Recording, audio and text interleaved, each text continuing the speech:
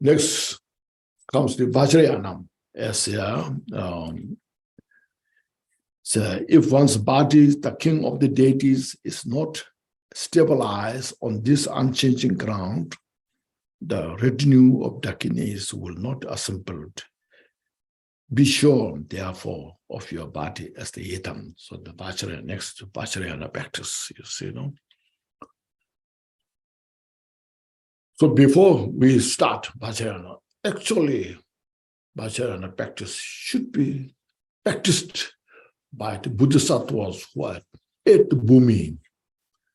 The Bodhisattvas, through the Sutra system, they achieved the eighth Bhumi. And then when you come to the eighth Bhumi and all the Vajrayana practices, you can practice literally what is said. Until then, very difficult. So to achieve that, first we have to follow the path of accumulation and the path of preparation, you see. So to follow that, so first you see the estimation, understand the 6 strands of the samsara. You are fully convinced.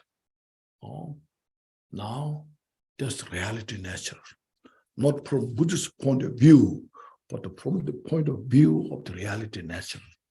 You see the samsara. No matter where you are born, in the God realm, in the, in the super, super pure, I should say, superhuman beings, no matter, still we are the samsara. So you are fully convinced that. And that's how Buddha taught. That's the Buddha's wisdom. How immense that is. Now they call science, the age of science, isn't it? How science are so advanced. Technologies are advanced. And artificial intelligence is becoming very active now. You see these things. And there will be more and more, no doubt. Because this all your mental manifestation from the Confucian point of view. As long as there's limitless wisdom in the Buddha's mind, as that much we have the limitless Confucian thoughts in the samsara. See, countless thoughts we will have, one after another, and through all this, machines, through all these technologies, through all these are established by this confused mind. It's not come from somewhere else. The artificial intelligence doesn't come from anywhere else. It's we human minds created. Okay, understand that. So there'll be more. The more will come. Because we are so creative. So that's mentioned, the mind is so profound, so far, so complex. The mind creates you in the hell realm. You are in the human body, you are suffering terribly. It's because of our mind. See? In the human body, you can enjoy the God realm. So it's the mind. See? That's the power of the mind. So when you know that, then we know how to organize the mind. Instead of making the chaos in the world, then just separating like the waves to ocean, just, the wave of confusion just spreads all over. Because all the technologies are so advanced, And there's a lot of fear. What will happen? All these things, you see. So the mind is that we have individually the mind. You see. So then when you know organize, then there's called 4 mindfulnesses. Okay. to organize the mind, mindfulness of the body, mindfulness of the feeling, mindfulness of the mind, mindfulness of the phenomena. See, mindfulness of the body, just look at this body, as mentioned yesterday, the 5 aggregates what we have, that were so attached to this body. It's me, I want to be so, we're trapped, within this. But to look at the body, in the Bodhisattva or Dara, I'm sure you have studied that. In that book you mentioned, investigate your body. First look at the skin,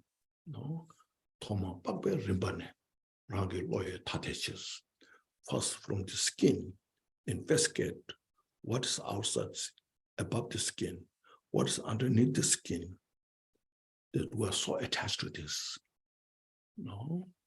Look at it, then go deeper, flesh, all this, ligaments, nerves, all this, then go underneath bone, then bone, there's all skeleton, there's the ribs, then all the different types of bones you have. Then go inside the bone, marrow. Then what is there? Go thoroughly investigate. So you said you yourself investigate that. What you find now? There's nothing. There's nothing, something to attach to. And what to which I am attached to the skin, dust particle, or bread. Are you attached to this, the blood underneath the skin, or flesh? You are attached to your bone, or the marrow, or what? Look at there. Then you feel how stupid I am.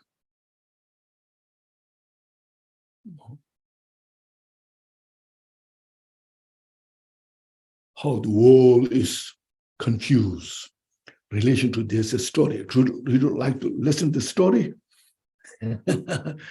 So there was a country, a big country. Then there was an astrologer, and there was a king. Then the king asked the astrologer, can you calculate what year this will be? Then the astrologer calculated. So then sometime this year there will be rain. The rain will be poisonous rain. If anybody drinks that water, will become crazy.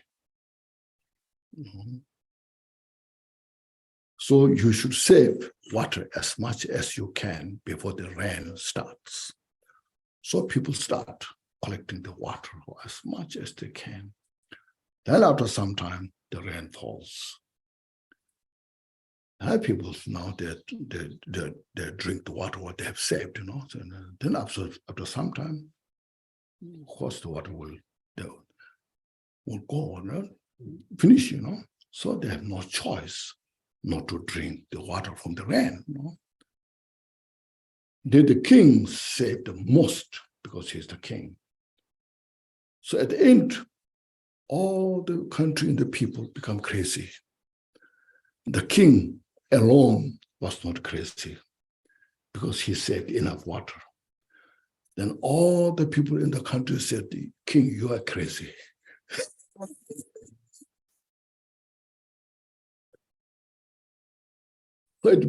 King become nuts, So we are all right, we are good. You are crazy, you are not behaving like us, The king was suffering terribly, Then at the end, the king has no choice not to drink the water. And he drink the water, they become same, everyone become crazy. So in the samsara, you see, they introduce you, you do this. If you don't follow that, you are uncivilized,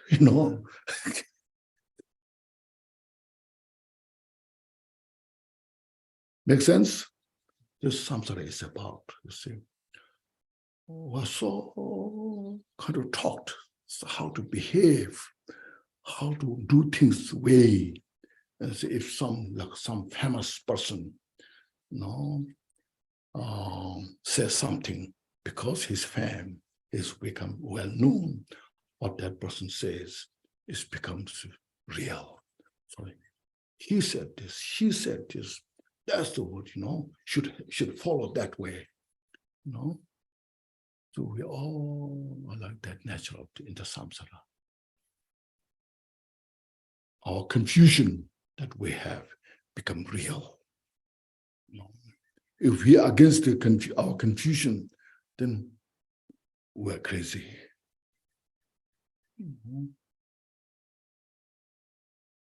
But that kind of, samsara is. So we have to have the wisdom of the Buddha to see things like this, is investigate all these. And then, so what's essence there? Sometimes people think no attachment means no care. That's wrong. That's misunderstanding. You can care better without attachment. See, attachment, you care because to fulfill your own attachment. When that attachment is not fulfilled, you'll be angry and destroy the others. But without attachment, if you take care of others, the other taking care is so sincere, genuine. That's what loving kindness is about. Genuinely helping others out of wisdom, seeing things. So that in a way, first, the mindfulness, the body, just look at your mindfulness, the body, there's nothing to attach. And we need this body to study, practice Dharma. It's called precious human life. But it's not just such precious to attach to. So you have to have this kind of wisdom. We eat food, we wear clothes, do things right, what we need, take care of it, and then utilize instead of attached so much. And then your mind becomes very calm, peaceful.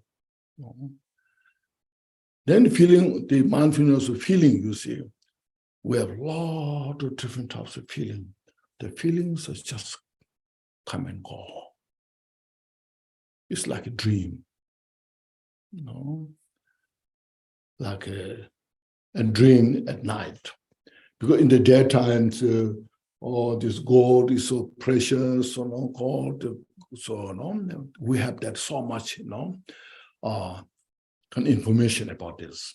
So if we see the gold is so precious things, and then say in the dream you got a big piece of gold, you're so excited.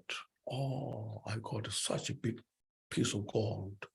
Now I have to plan, what should I do? Maybe buy a big piece of land and build a really nice mansion, and then I buy a very beautiful car, then I drive all this, You are planning all these things, so excited in the dream, After some time, somebody taking away your gold, and then you are so upset, you are suffering so much. Now I lost the goal. What I was planning, all these things. Now I cannot accomplish any of this. Oh, I'm just suffering so much, So in the middle of that, you wake up. Now have you got gold? Is there anything to lose? Nothing, But in dream, when you have gold, you have all this plan. When you lost it, you're so much suffering there. Wake up, nothing. So this all in our life is about that. See, just look at this, carefully investigate. understand. The whole structure, this. Just look at this. It's like like a dream. But when you don't realize in the dream, there's happiness. You feel so excited, so happy when you got the gold. When you lost the gold, so much suffering is there. What a dear. When you wake up, you feel very silly. It's very silly. Stupid I was, So that time, same thing. Like a child, a child playing in the sand, in the beach sand. They built mansion. There are many houses built there. And then say, this is my house, this is my garden, this is that. They all play. And some corona people come there, kick that, and they will cry helplessly, Same thing, we grown up, we built this like a house, a sand house, we built, and if the tornado takes away, and then we're crying, The tornado is so powerful, it wipes away, Even sometimes there's nothing structures left,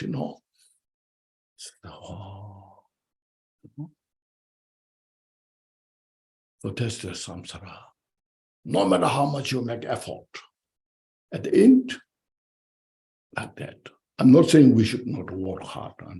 Sometimes they say, oh, Buddhists are so negative. Everything is this is the impermanence. They will tell you all these things. But the point is how to free from the vicious cycle of the suffering. That's the wisdom. We should take that. And then when you achieve that state, realization within in your mind, you are rich. Your fearlessness, there's no fear. Always nothing but happy. Because you achieve the total peace. Happiness is the flavor of the peace. When you have peaceful mind, you feel, when your life is so peaceful, then you feel so happy.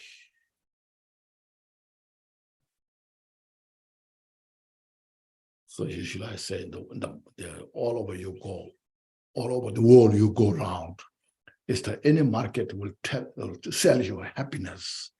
There's nobody will sell you happiness, but they will tell you, if you buy this, you'll be happy.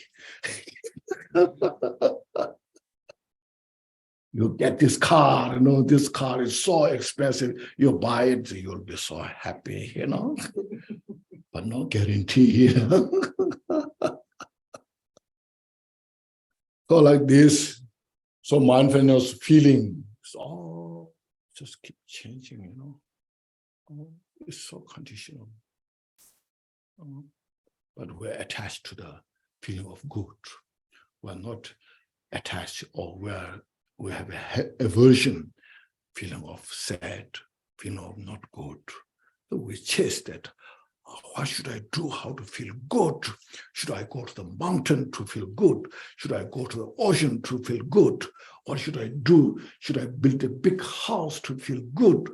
Then after building a house, a lot of suffering is there, This is going wrong, that going wrong. What should I do now? Then now what? See. The feeling just is all illusory nature. Look at this. And feeling of there's the feeling of phenomena as a mind. Mind itself, you don't see where the mind is.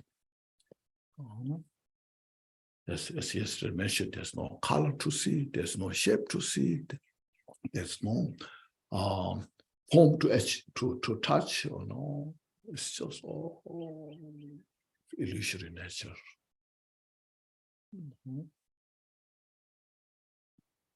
The most powerful machine cannot demonstrate your mind. You throw yourself into that machine, you cannot see your mind, Because mind is not a form. the mind is not a matter. So look at this. Look at this. So Dharma practice makes sense. See? So phenomena, mindfulness phenomena keep changing. Like see, in the winter we have snow, all the leaves are not there. Now spring comes, the leaves are coming, the beautiful flowers coming. Now spring is going out, summer is coming. Flowers is, they rotted and beautiful flowers fade. All just keep changing. Nothing constitutes permanently. Now look at this illusion. So these four mindfulness are the very important point. See, that mindfulness right from the beginning all the way to the Buddhahood. Mindfulness is very important. Whether you have meditation or not meditation, it depends on your mindfulness.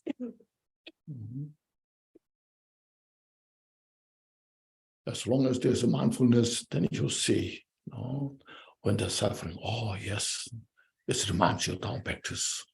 When they're happiness, oh, it reminds you of Dharma practice. Instead of fear, instead of attachment, it always reminds you of Dharma practice. Go forward to enlightenment. Then after that follows the avoiding all the non-virtues. Whatever non-virtues, you just look at. Even the scientists, they don't have real wisdom. What is virtue and what is non-virtue? Let's say, if you kill insect, which Buddha said, it makes the non-virtue. And they will tell you what it makes non-virtue.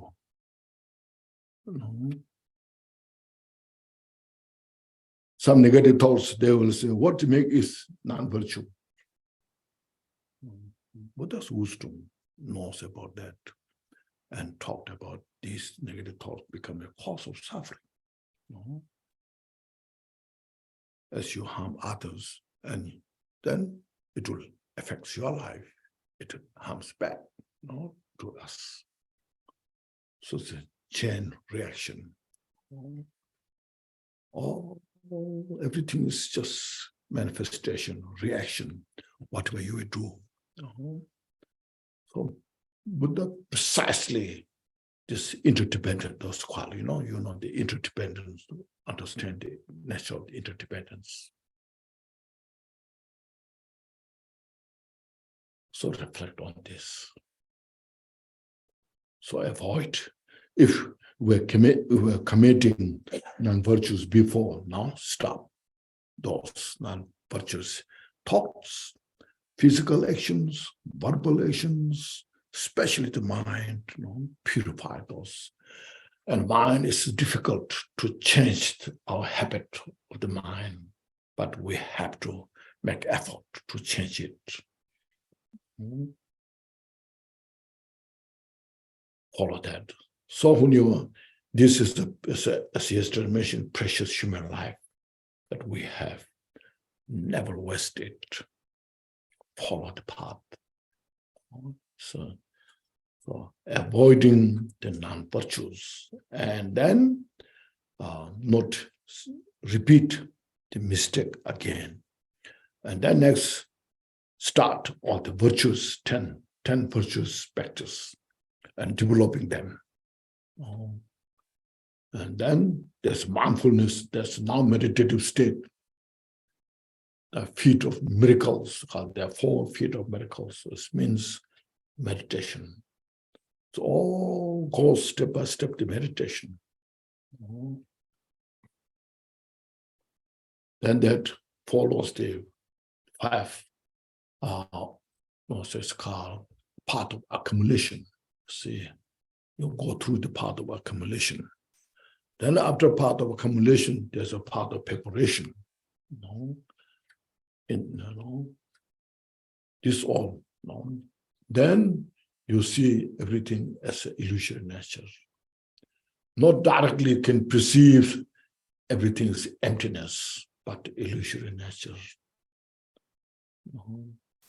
To them, the heat and supreme heat, and then patience, and then the supreme practice, meditation, as follows the path of accumulation. Then you have such great shamatha because of this mindfulness. Then Bodhicitta Avatara mentioned, when you have well established the shamatha meditation, shine rabdo dempa, you have the shine, the karma abiding shamatha, when you have the supreme shine, then there's such a great opportunity to have this special insight, lakdong.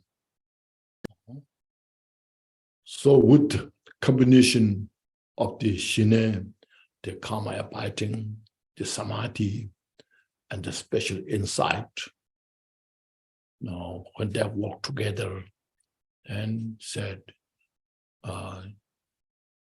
all the mental afflictions, the afflictive emotions will be totally taken care of, purified. They exist nowhere. You see, then you achieve the third path, the path of special insight.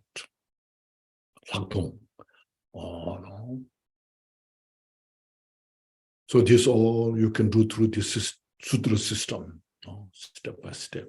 Of course, you can practice Vajrayana as well. Then from there, you achieve the first bhumi, Raptokawa, the great joy, first bhumi. Then from there, you go up to the seventh bhumi.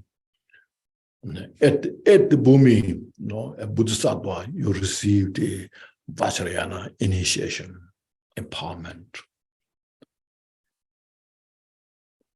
And then you really understand the point directly. Right now, we have received a lot of empowerments. I'm sure many of you have received so many empowerments. Have you?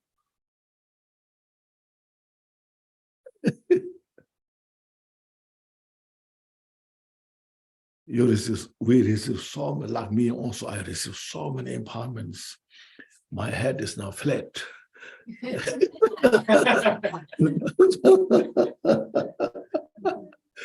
The vase put on my head, the vase put on my head, and my head is now flat.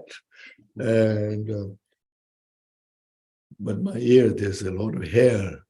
This is, there's an owl, the bird owl, there's an owl's called contradict story of owl. Somebody asks owl, why your head is so flat, unlike other birds, like flat? Because I received so much empowerment. And then he said, why I see you have full of hair in your ears. I haven't received a word of Dharma teachings.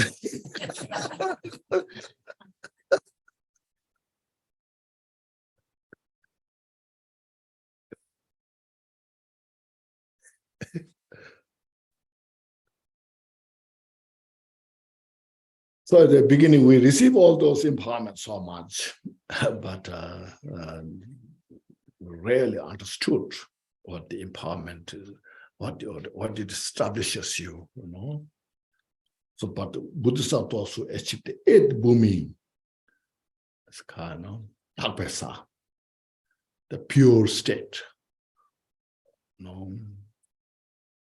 Up to that is called impure state. Matapesa. Label state.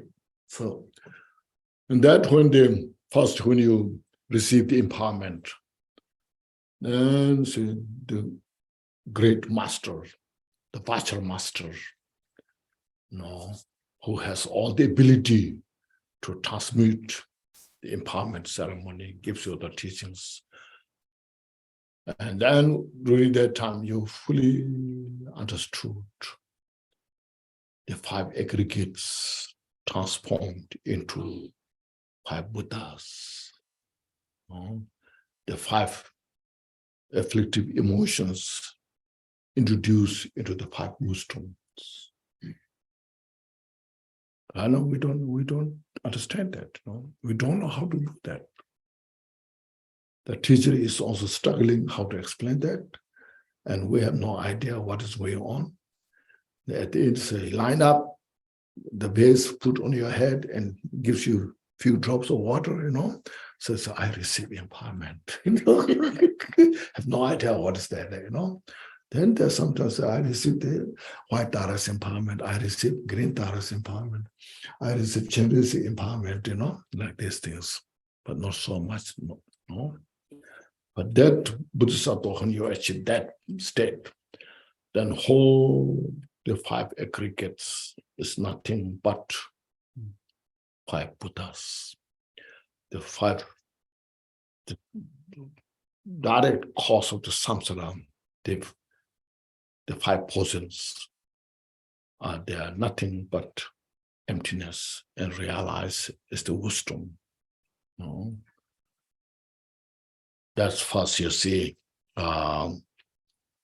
one's body is the king of the deities. Then you establish yourself as the deity, not this ordinary body. It's insubstantial, inseparable of the appearance and emptiness in the deity's form.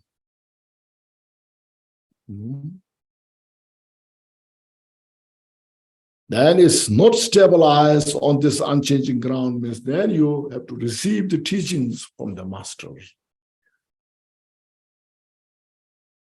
called generation stage and completion stage. You have heard of those. And go through the text.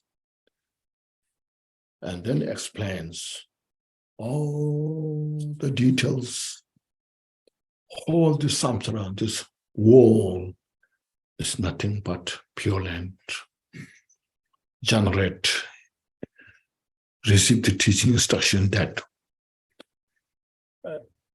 and it's not something we're creating it, but rather realize primordially how it now functions within that state, established within that state.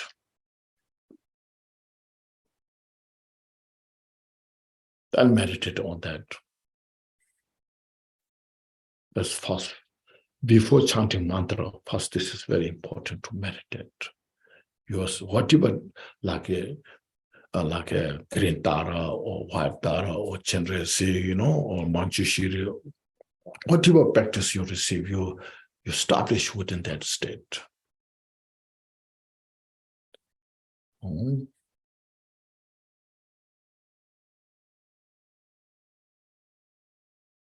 So we have been in that state because we are the Buddha natures.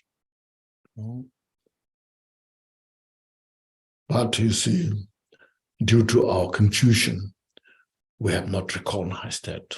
Because this is how it's called Deni Yungtup, primordially established in that state that we recognize by the instruction of the masters.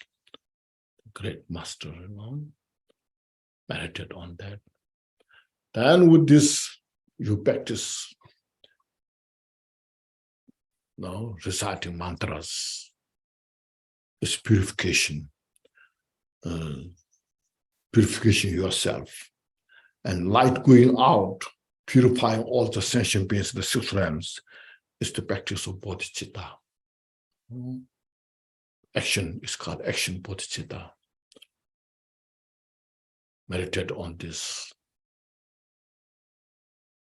Then chakra channels, you practice this, all this exercise. These chakra channels practice manipulates the mental reality nature. Through that, you can see the mind itself directly, So that's what these are designed. Those successful practitioners.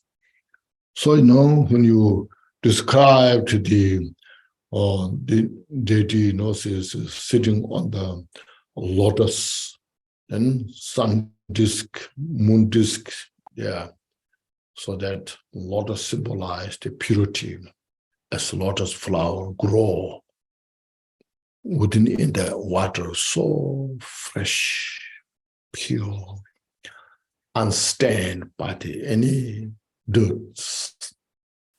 And then on above that, within that now, there's a sun disk symbolized the clarity of the mind. The purity nature of the mind is explained by that lotus. And sun disk symbolizes that clarity. When the sun rises, all the darkness is dispelled. So wisdom of the mind manifests, all the darkness of our illusions are purified. Then on that, the moon disk symbolizes within that wisdom, the compassion is there. So when you have such a pure wisdom, so the compassion is the flavor of the wisdom. When you see the suffering of the sentient beings there, then your compassion just manifests from that.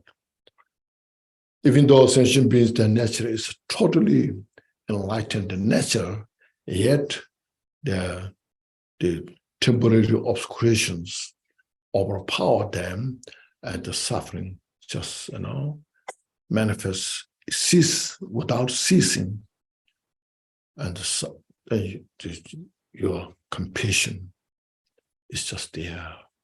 That's the moon disk. Then on that, the deity, so it means that the deity is the embodiment of the wisdom, clarity of the mind, and the compassion. The deity, is inseparable of the appearance and emptiness. See? And all this, you see, the five crowns symbolizes again the five wisdom, five Buddhas. The two earrings symbolizes the two truths, relative truth, absolute truth. They're not separate. No. Without relative truth, there's no absolute truth. That very relative truth itself, the nature itself, is absolute truth. But we have to have such a nerve of the wisdom to see that, to understand that inseparable nature of the true truths.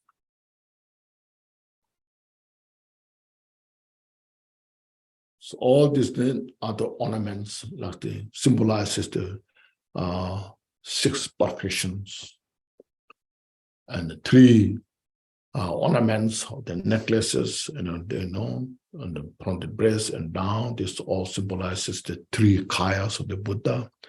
So the deity, what you are in that, is nothing but Buddhahood. That's called Buddha Sambhoga Kaya. Have all it's an expression of all excellent Buddha's qualities. Because from the Dharmakaya point of view, there's nothing you can see, all pervading emptiness. But that emptiness is not just mere empty, but within that emptiness has all these excellent qualities. So to express all those qualities, the Sambhoga form, you see that. So within that, you see, when you practice Dharma, then you can see all the mental afflictions has no space, need to purify.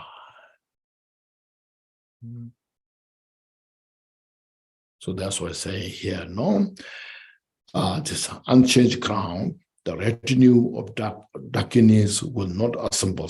If you are not stabilized these practices, then there will be not qualities of the Buddhas will manifest. Here, Dakini means all the qualities. Excellent qualities will not come together. In other words, you cannot see it.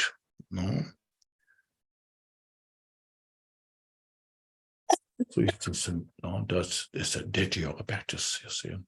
Then each different text has their explanations, how to practice, how to start, follow with that. So this is a general idea, understanding. How great the time was. 10:17, close, isn't it? 10, okay. Yes, 10, 20.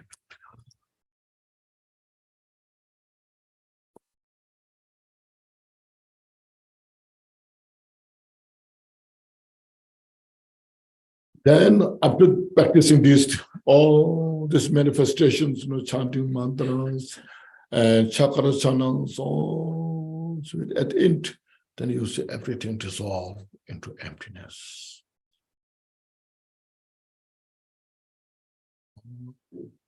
So this completion practice with the sign and without sign.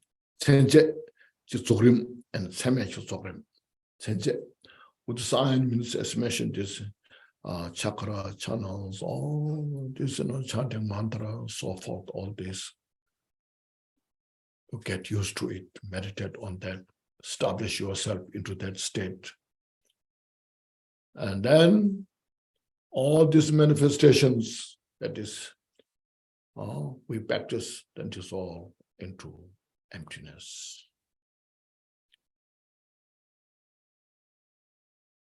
And there's no separation in that, meditating. And that's the profound, is called, both are profound, especially emptiness. Our intellectual mind, difficult to penetrate. That's what it's called, profound. Once you penetrate in that, could meditate that, the total peace is there now. Without sign, meditation there. Free from liberation. Total peace.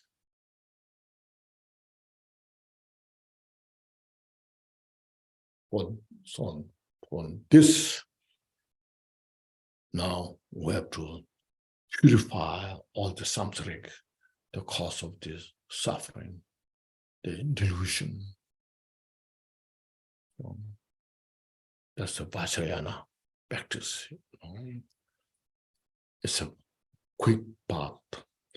And then you see sometimes you find a Guru Yoga, short Guru Yoga.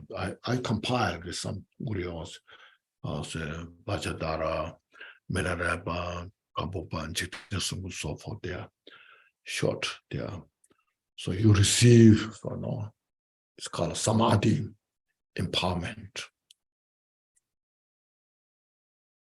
You visualize those individual enlightened beings in front of you, and then say some prayers, and then you receive light from the forehead, purify your body, receive light from the throat, purify your speech, receive light from the heart, purify your mind, receive light from navel, purify the duality state of the mind. And that enlightened being dissolve into you, and you become inseparable. Meditate on that. It's also the heart essence of Vajrayana practice. And then you just meditate there.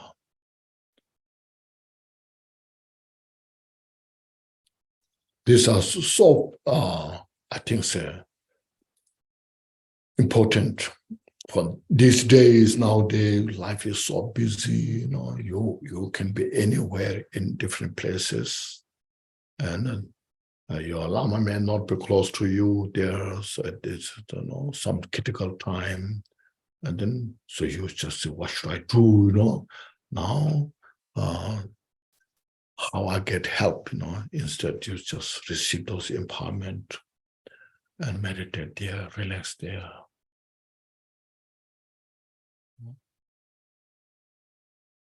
And your life will be much better. There's no doubt, because these individuals, they are embodiment of bodhicitta, first you have to understand that. No?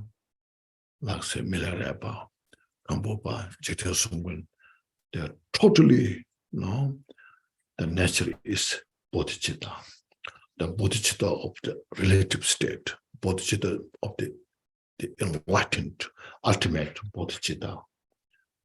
That means they have cultivated the mind to benefit sentient beings until end of the samsara. And not just some individuals, but for every sentient beings. There's no discrimination there.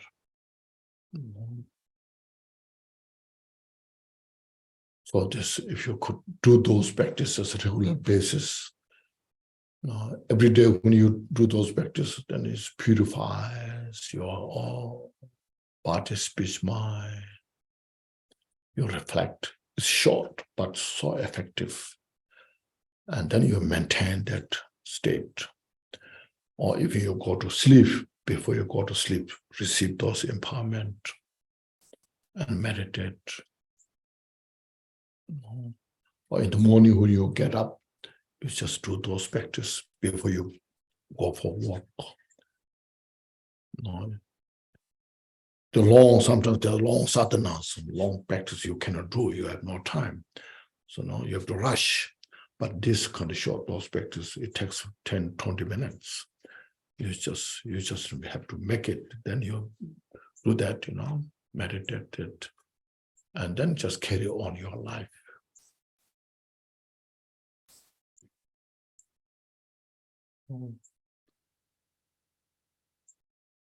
So those Vajrayana, so Vajrayana is, we say Vajrayana is very profound, very fast, because it gives you so much skills, opportunity to transform on samsaric state into the enlightened state. That's what is known.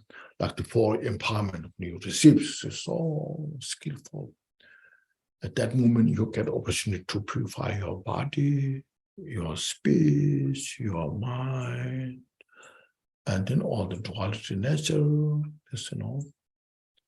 And then you see everything is nothing but manifestation. It's just reflection. Reflection of the karma and reflection of the mind. The two things is important. The place where you are living, is a reflection of your karma. Whatever karma you met, that result of the karma that you are supposed to stay there, reflection of karma. Then with that, how you are going through day by day, it's a reflection of your mind. If you see your mind and says, oh, this is it, there's nothing to attach, there's nothing to hate, so it's my mind, I just purify my mind. If I see somebody is very negative, it's a reflection of my mind. That person may not be as I perceive, but I perceive that way because of my reflection of mind.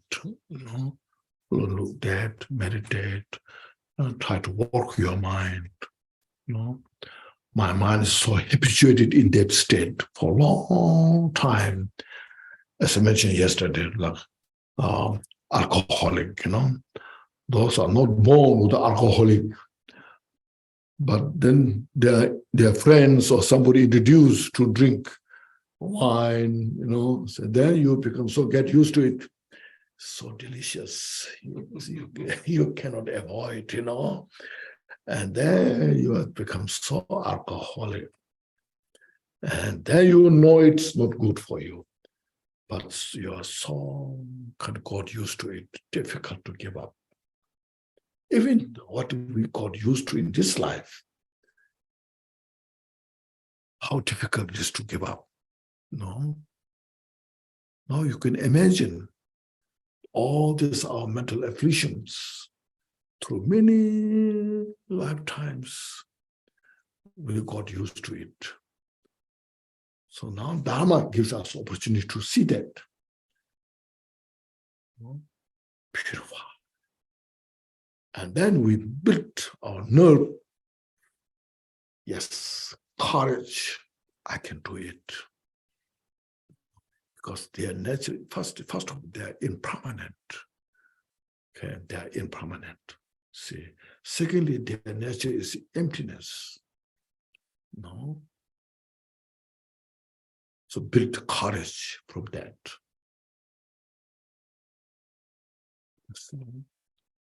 So this way practices Vajrayana. See, such a fortunate, you see, no?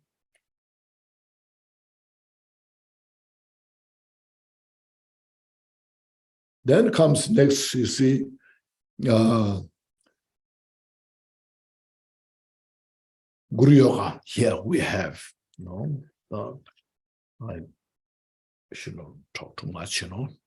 Said, if on the Guru, snow mountain of the four kayas, the sun of devotion fails to shine, the stream of blessing will not arise. Attend, therefore, to this mind of devotion.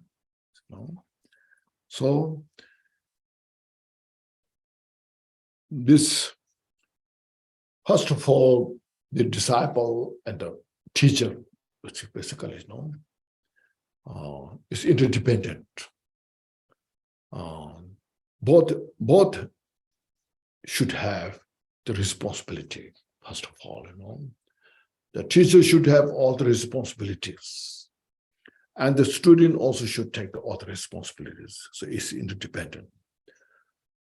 When you go to college, university, the lecturers, they should have their own ability to teach, you know, to explain all those things, all the subjects, law, or science, mathematics, economic, whatever, you know.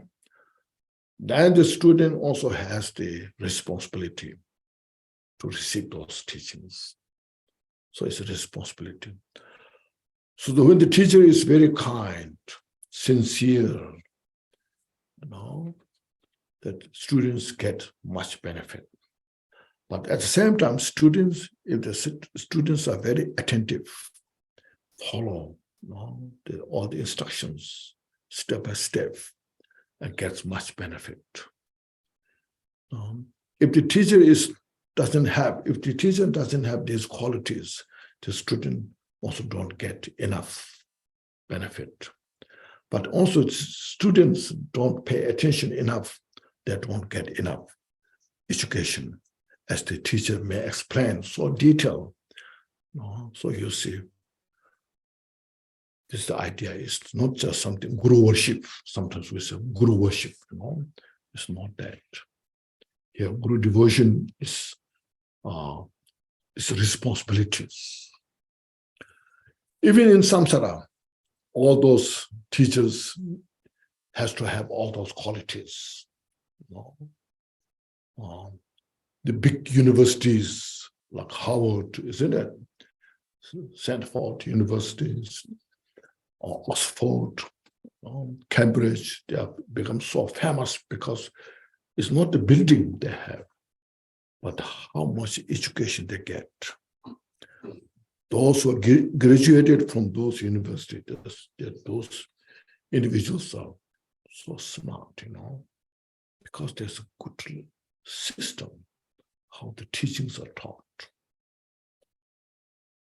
Buddhist, same thing.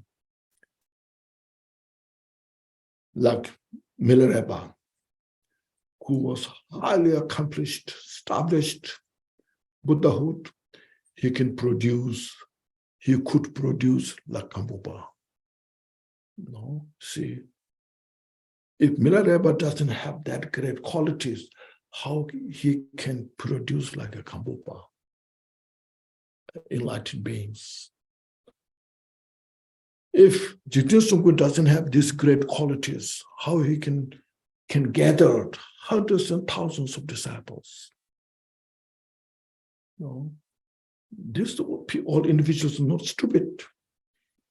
No, they're so smart.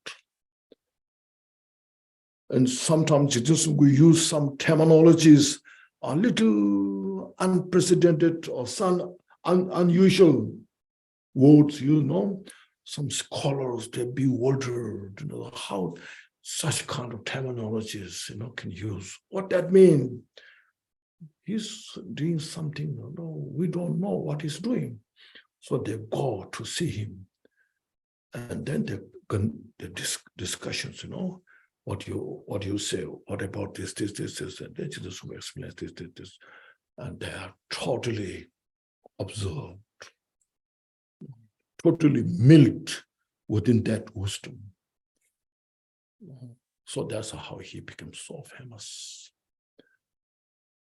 Not just number of hundreds, thousands, but so many great teachers.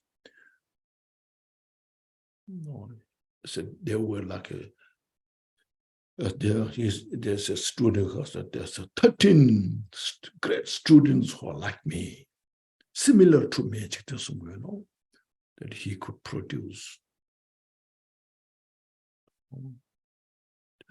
Because it is all the interdependent of this guru and disciple, they come together and get that kind of benefit. Sometimes what we do, there's a car,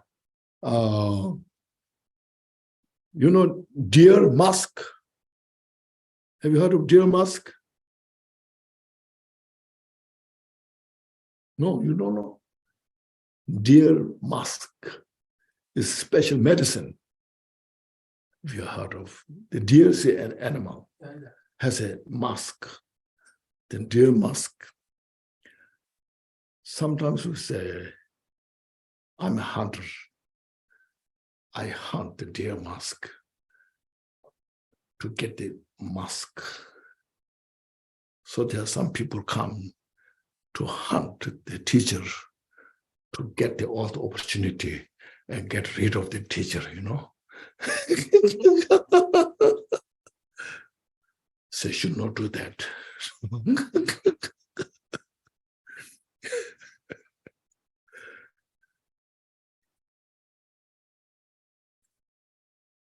They try to take advantage as much as, and then when you are not satisfied, it's just trash. So that doesn't work here. So teachers' responsibility, full of wisdom, responsibility, compassion to help the students when they don't understand. So this is what this point is. This is what about this. This is samsara is about. This is how to practice Dharma, how to free from samsara, and explain all the details. Out of wisdom, out of compassion, and out of responsibilities, and the student should take the teacher, as a jewel, a precious jewel. Because it's so precious, you receive all this wisdom, then you take care, don't throw, in the street, but you take care, put in the good place. See, that's what here Guru devotion is about, you see. It's not, as mentioned, sometimes there's a cult member, it's not that way, Like at the time of Jiten Sungwen, there's so many offerings coming to him, because there's some very rich, the lamas become the disciple of Jiten Sungwen. They make every offering to him. And all the offerings he received, he used for the benefit of the sentient beings, for all those practitioners. You eat this, you enjoy this, go to retreat. And then they all dedicate their life in the Dharma practice. He lives as just like a beggar, no possessions. Some attendants give him food to eat. He personally doesn't have any possessions. As the Buddha did, So Buddha's life is the best example for us to help the sentient beings, So this was calm. So then the four kayas, it depends to the individuals. Four kaya is not something culture thing, but it's something required. Those individuals who are not advanced practitioner, just beginners who need very simple things. The teacher has that kind of skill, how to explain. Ska, Nirmana Kaya.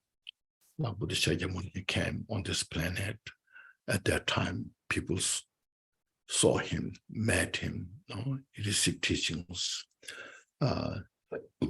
Just example one.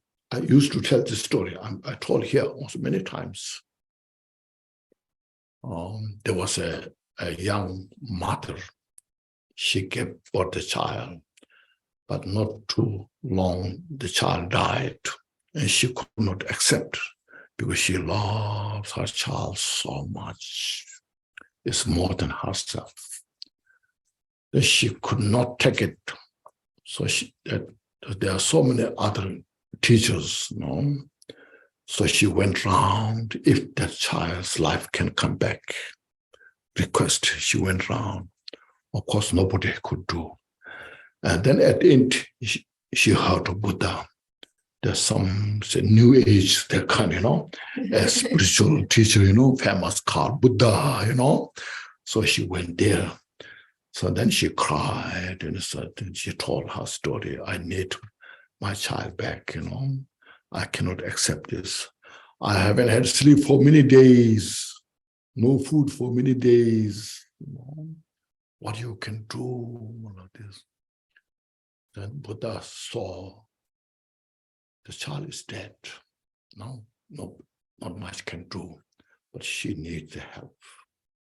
The mother needs so much the help because she's going through so much suffering.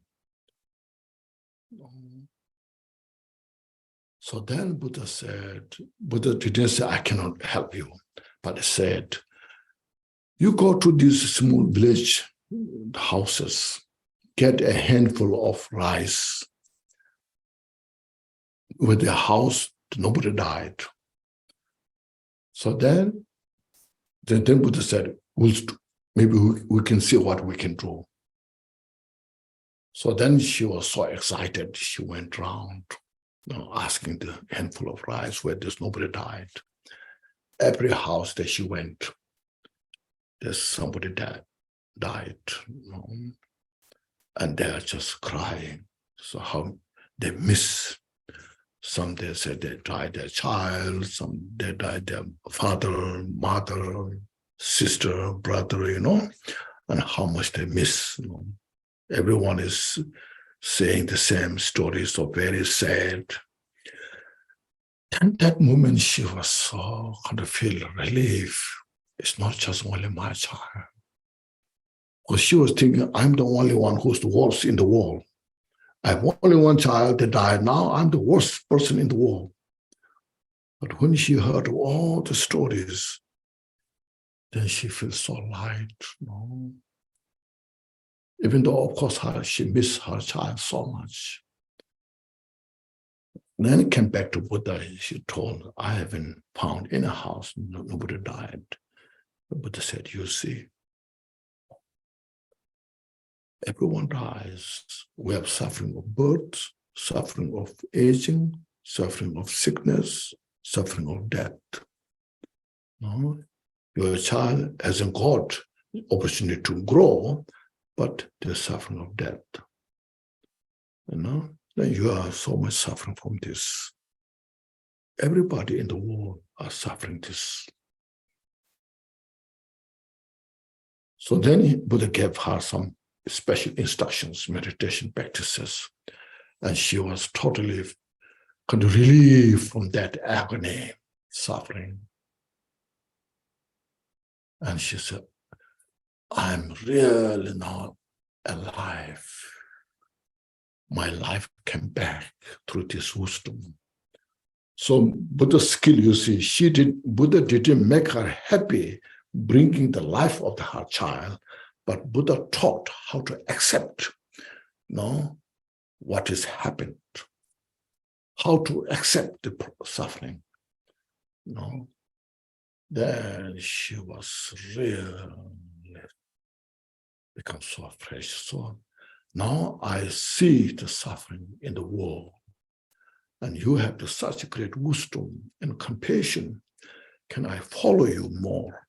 I want to study, practice. And Buddha said, if you like, So that's how Buddha taught the teachings, you see.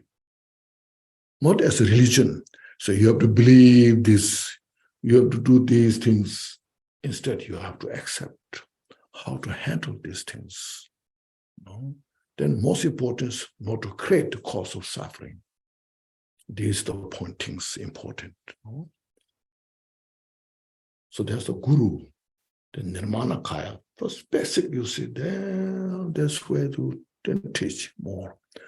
Then Sabokaya teach more those advanced teachings, philosophical, all those teachings taught. Then Dhammakaya, the total wisdom. The nature of the samsara is nothing but it's a nirvana. But we have to have a nerve to see that. Then inseparable nature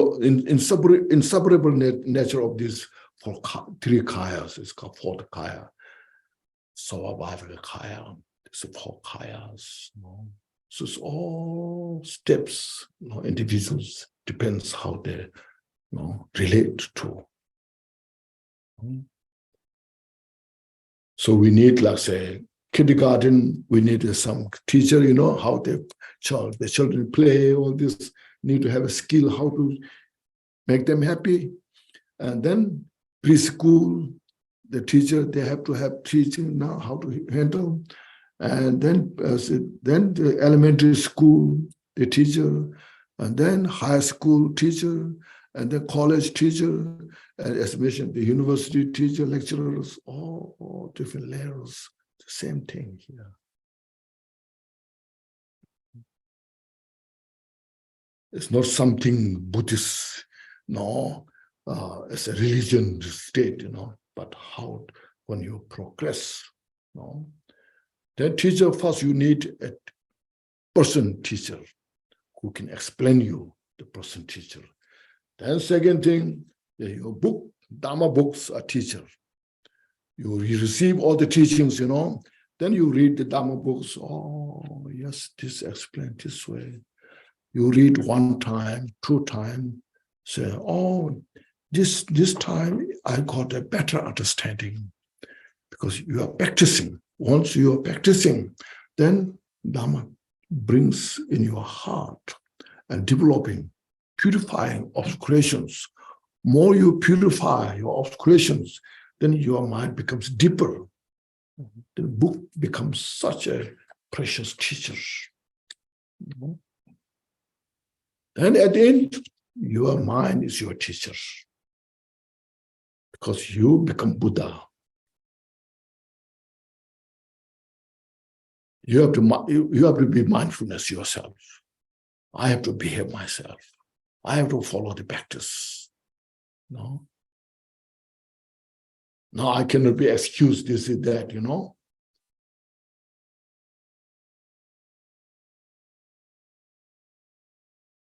That there's so many ways how you see things.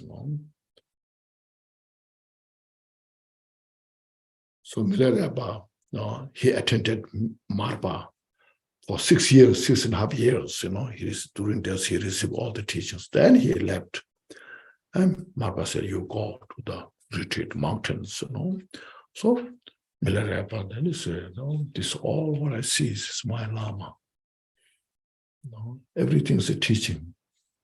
When I walk, I meditate. When I eat, I meditate."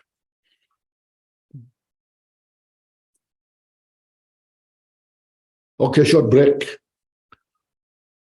If on the Guru, snow mountain of the four kayas. So first, the four kayas, that's what is saying is the qualities of the Guru. It says the such the ability to help the sentient beings through the skillful methods, through the explanation in Nirvana Kaya way, Sabbo Kaya way, Dhamma Kaya way, and the Survival Kaya way. And then the disciples should have such a strong devotion. It's called unflinching devotion. It's not the benefit of the guru, it is, it's the benefit of yourself. Like as I mentioned, in the university, if the student has such a strong interest in the subject, I must make it happen. I must work hard. I must graduate. I should behave myself. I should be very attentive to the teachers. And when the student has that ability, discipline, and that the students really get much benefit. That's called your devotion shines to the snow mountain of the Guru. And then this snow melt means the Guru's with all the excellent qualities that you will receive. A dry mind cannot get benefit. So intellectual, as mentioned, like taking advantage, so what I can take advantage from this, and then your interest in Dharma is very shallow, and take the Guru as like a deer, and the quality knowledge is like a mask, and no concern of the Guru, doesn't matter what the Guru is, if I get some skill, that's enough, then you cannot get much benefit. Not only that, you cannot help others as well. You cannot benefit others as well. Because, like say, Milarepa has such great devotion to Marpa. Because Marpa, no matter how much Milarepa is treated so badly, it's not because of Marpa's interest for his own benefit. It's totally for the benefit of Milarepa, for the benefit of the sentient beings, for the benefit of Dharma. Marpa sacrificed himself, Otherwise, people are saying outside, people are saying Marpa, what Marpa was doing this? This young man came from, from the West. Now he's beating him so badly. What he's doing there, Marpa getting all the bad names. Marpa was not concerned about that. He was totally sacrificed his reputation, and he's just totally to help Milarepa to free from samsara, to deserve all these teachings that Marpa has, to digest all the teachings. The Marpa need to act that way. So Marpa was very brave. He could do. Because of that, at the end of the day, when Marpa was going to give teachings the last day, then Marpa said, Milarepa was doing is he's trying every best to get the teachings. I know how much he's desperate about how to get the teachings, And I was doing this not my benefit. If it is my benefit, I give him good food, and then I asked him to build the towers, I could do that. But I was doing this to help the Buddha's teaching, to help Milarepa. So when Marpa said these things, then at that time Milarepa saw Marpa totally as the Buddha, nothing but Buddha. So like that, as I mentioned, we need a teacher like this. We need a disciples.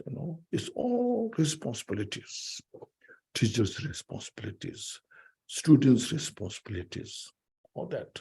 So precious,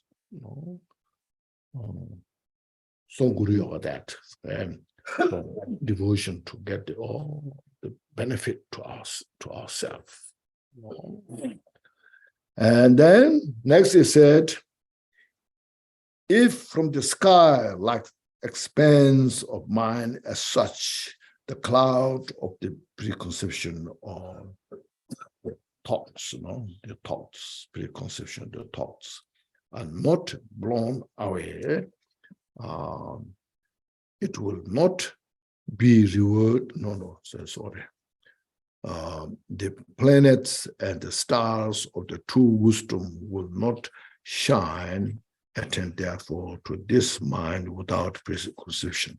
So this shows when you practice Mahamudra, then you need such a calm abiding as this morning I mentioned, first, to get the first bhumi, we need very firm quality of the shamatha, very stabilized shamatha. So here, when you practice Mahamudra, the first preparation of the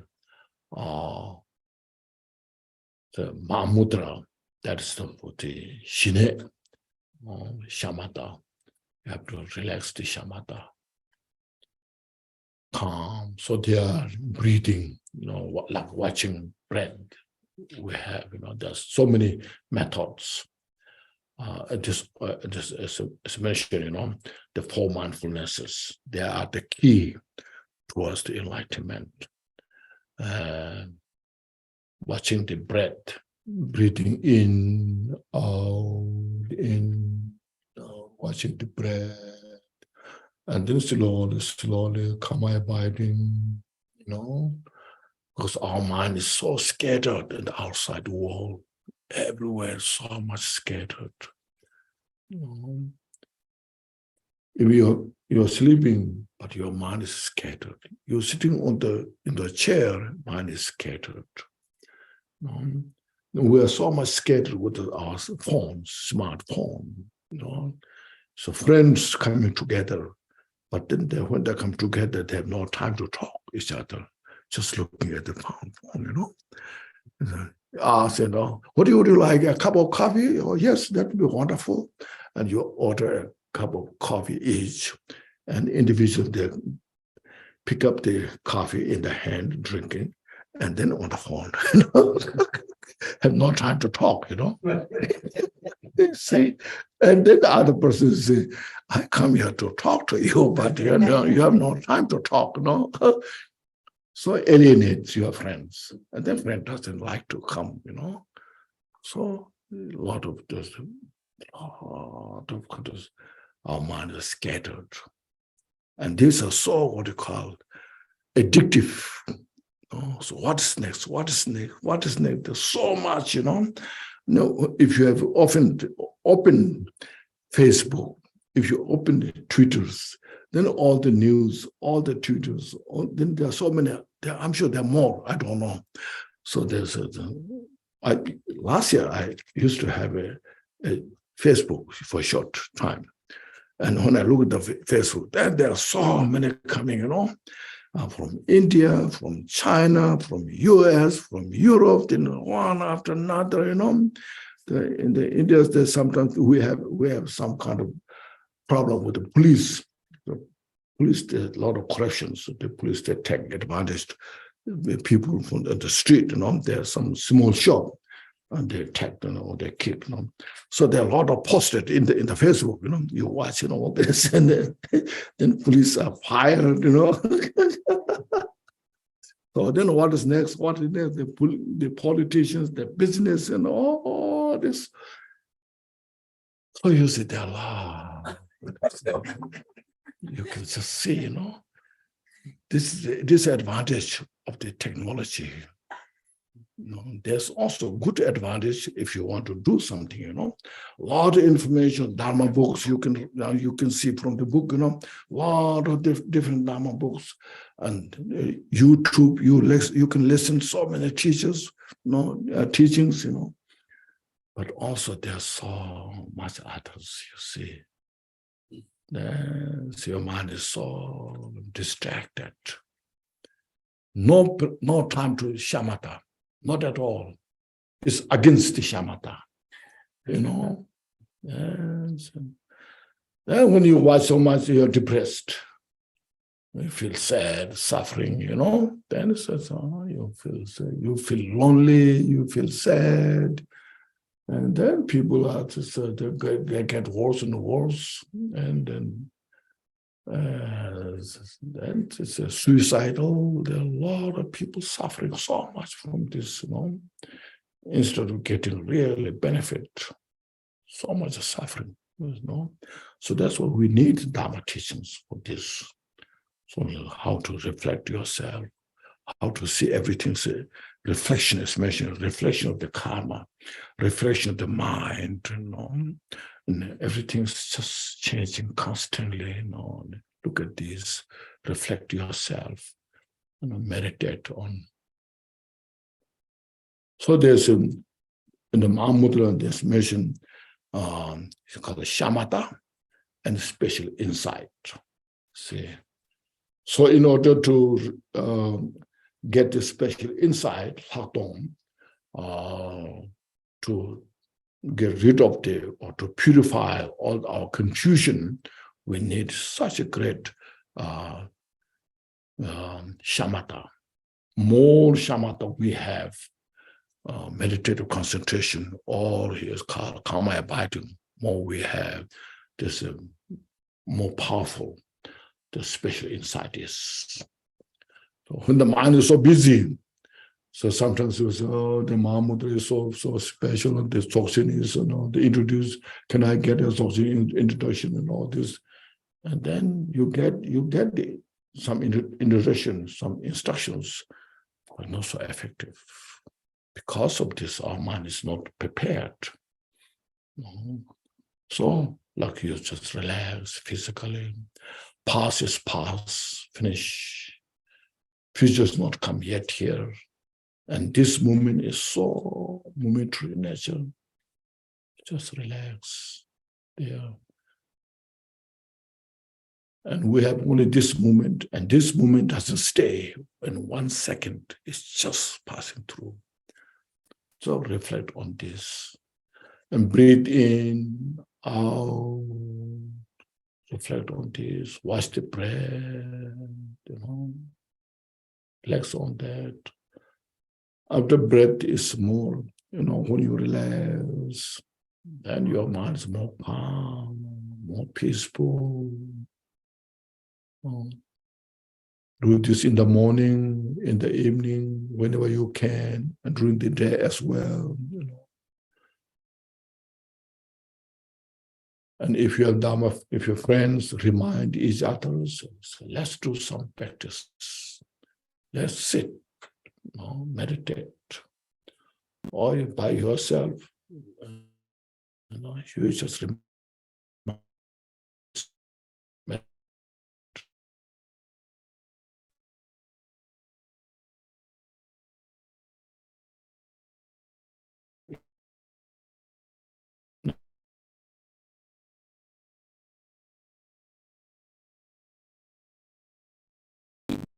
So your mind has all the ability. As I mentioned, the 6 realms of the sun is all stage the reflection of the mind. And nirvana, the Shavaka, Buddha, Bodhisattva, Buddha is also about the mind. How much you develop the mind, See, that's how you first practice shamatha. As I mentioned in the Rupa Dhatu, in the form goal, the first samadhi, second samadhi, fourth samadhi, all this third samadhi. It's a stage of the meditation, how you have meditated, reflection.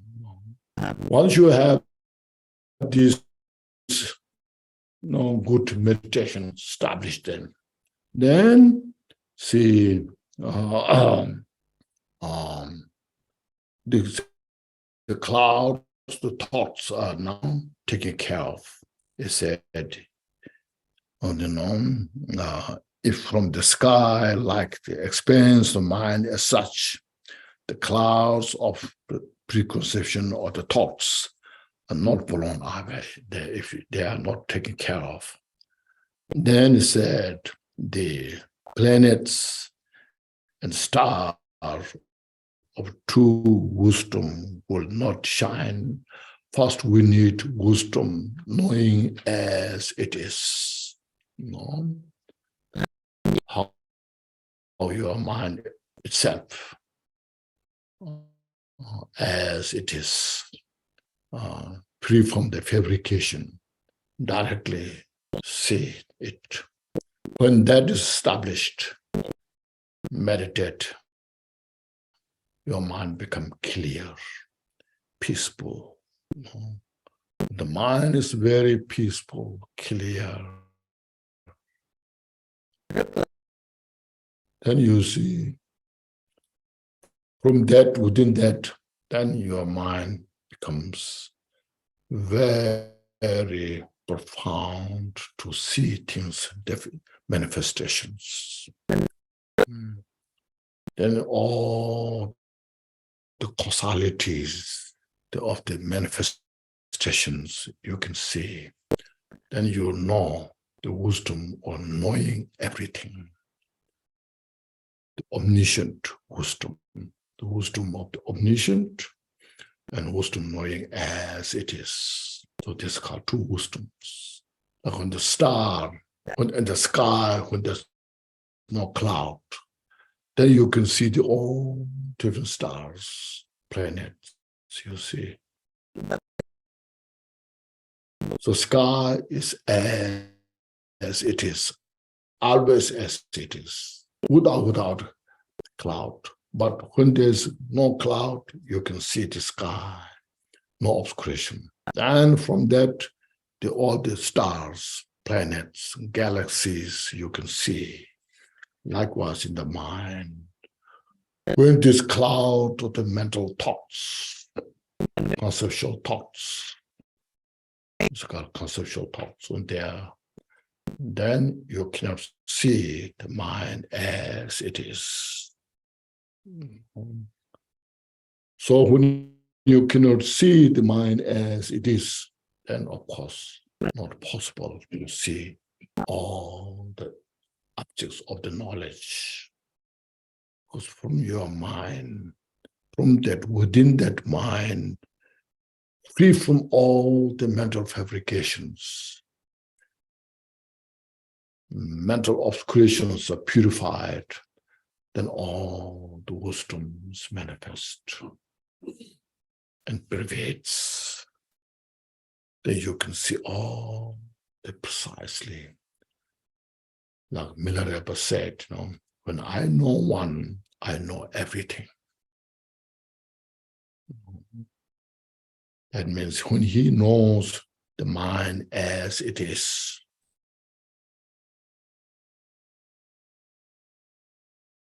directly,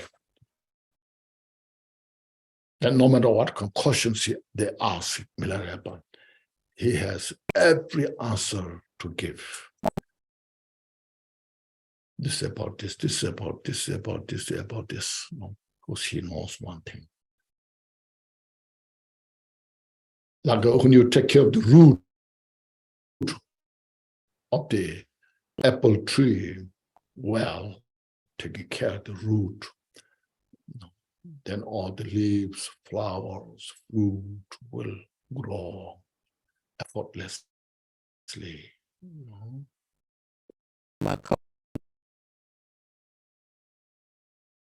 So that is from Shandita was when you synchronize the shamatha and the special insight, and all the mental afflictions are taken care of. So that is the how first to see mind as it is. And while you are maintaining that state, remaining the mind with that without all these conceptual thoughts. Now, sometimes we have the kind of, when I talk about this, sometimes we have all these mental conceptions, the mental, the concept, mental thoughts, the conceptual thoughts, and they're so bad, I don't like to have them, We have that, so that's also not good. We have to have a skill how to handle these things. If you treat all the mental the conceptual thoughts, if you treat conceptual thoughts as enemy, it's not good at all. It's very dangerous. The conceptual thoughts is part of the mind.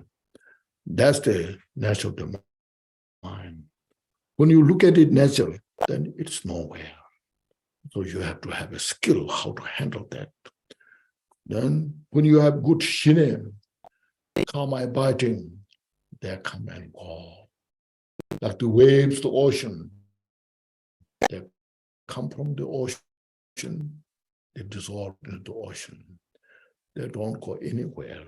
So we have to have wisdom to see that wave is nothing but is part of water, part of the ocean.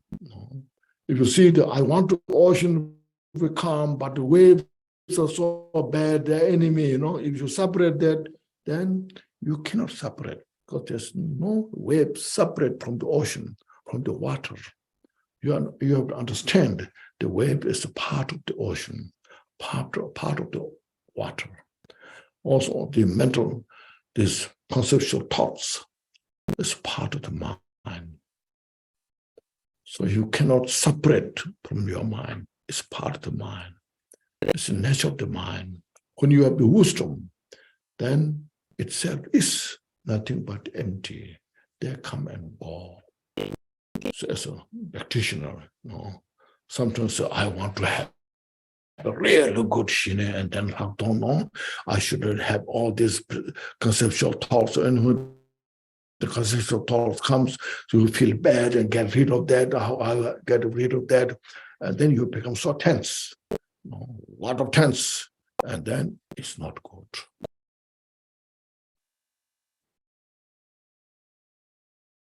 Then if the psychiatrist cannot help you,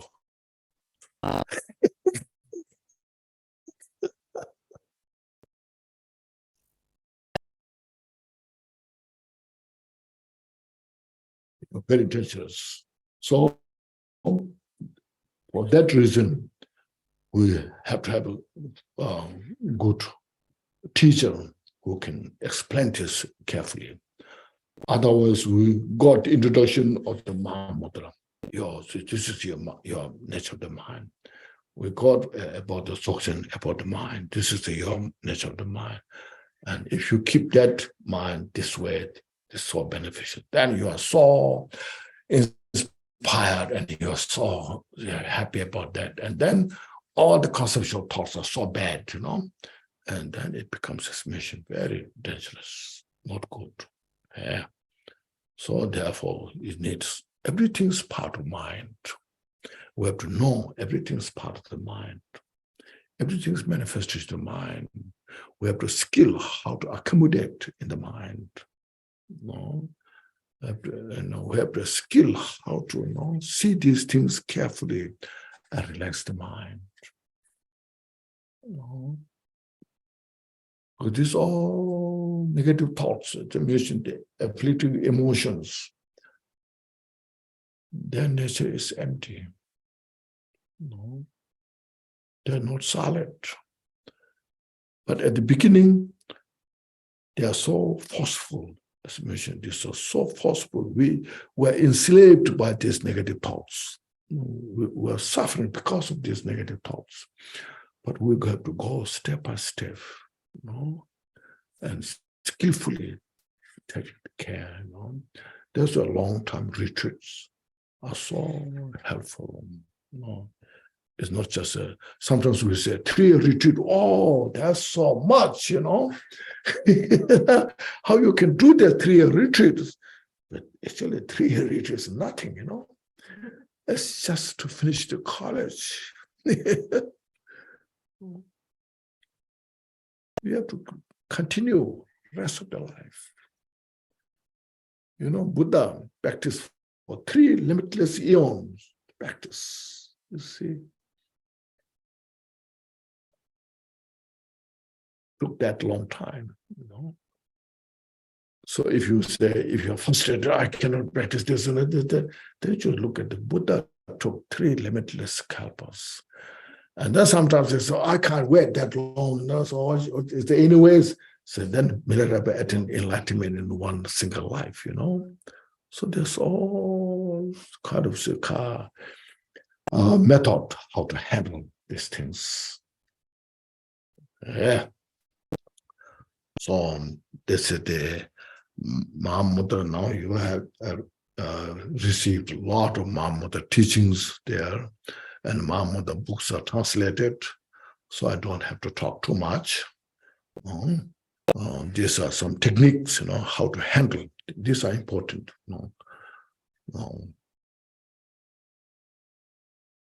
We have to use this precious human life. That's why precious human life is about this.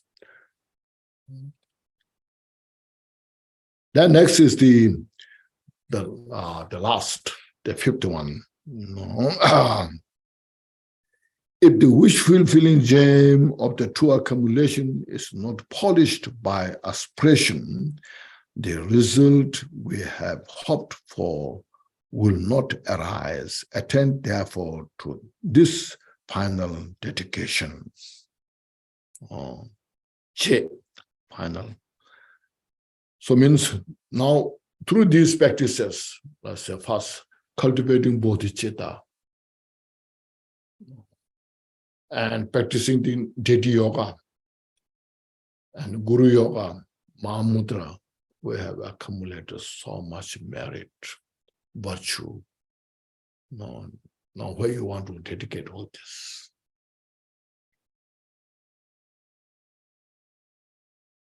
Sometimes we dedicate in a very simple, may I have a good life, may I become famous, may I become rich,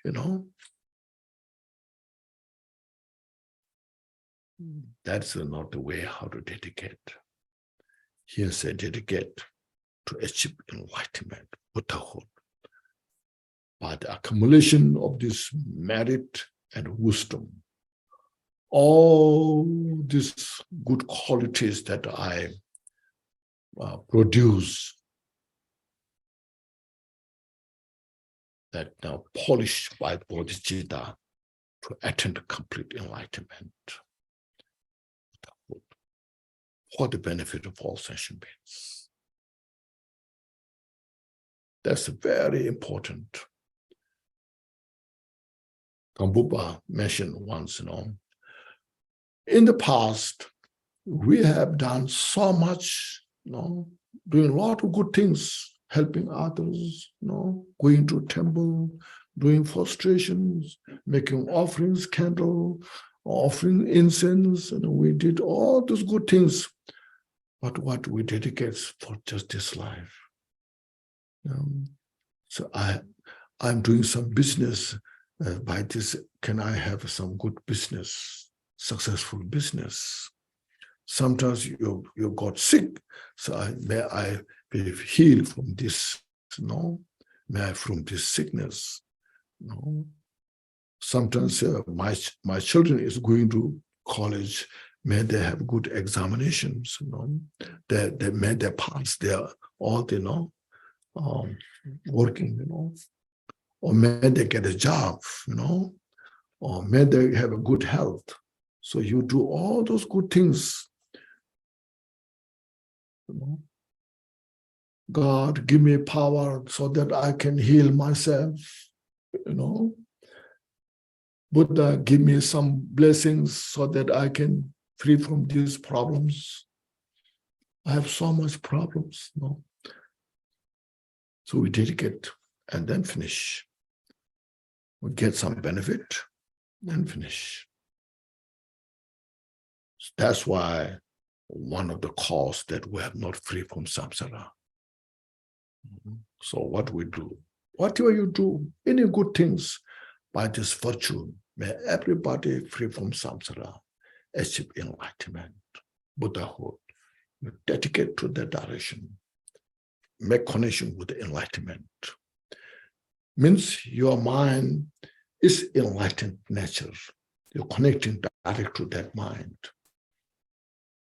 to awaken your Buddha nature. So this is why Jiddu Sungwon saying dedication is so powerfully, described, as you see here. If I read, we usually do this dedication, glorious, holy, venerable, precious, kind, rooted, lineage, teacher, divine assemblies of Yedams and assemblies of Buddhas, Bodhisattvas, yoginis, and dakinis dwelling in the 10 directions. You see, first establishing witness in front of you. So please look upon me. Help me for the successful practice. Then say, please hear my prayer. And say, may the virtues, you see it now, the virtues collected in the 3 times, the virtues 3 times, past, present, future times. Then not only just myself and all sentient beings in the samsara, the 6 realms of sentient beings, whatever the virtue they have collected in the 3 times. Then he said, nirvana, you see, means Sharavakas, Patik Buddhas, Bodhisattvas, Buddhas, whatever they have collected, created the virtue, you bring into your heart. Not only that, he said now, and the innate root of virtue. See? Buddha nature, which is the total enlightened qualities. So you see how great-minded, in your bodhicitta mind, bring all into the mandala of your mind. Now you dedicate for what? Yes, see, not result in 8 worldly concerns. There's 8 worldly concerns. To gain, lose, fame, defame, disgrace, grace, comfort, and all this. Sometimes it's I don't like to disgrace, I don't like to be infamous, I say defame, says, I want to be famous, good, all this. I want to have all these gains and establish, and we're not concerned about that. See, free from those. If you read that book, The 4 Dhammas of Kampupa, which is in there, this explain the 8 worldly concern, the 4 causes of samsara. This is also explained in that book, and also in the Dhammin Sutra, Dhammin Rosary. Everybody has Dhammin Rosary. In there is explained what are the 4 causes of samsara. Okay, and then see. Rebirth as Sharavaka and Patik Buddha. Some people say, what's wrong with that? There's nothing wrong with that, but it takes longer time to become Buddha. Where you go directly, instead of going directly, you detour, That's what it is, You cut the detour. Okay. Then, so now I say, all mother sentient beings, especially those enemies who hate me and mine, you see, so powerful, you see, and obstacles who harm, misleading maras, and the hordes of demons. These all sentient beings, mother sentient beings, all mother sentient beings, and see.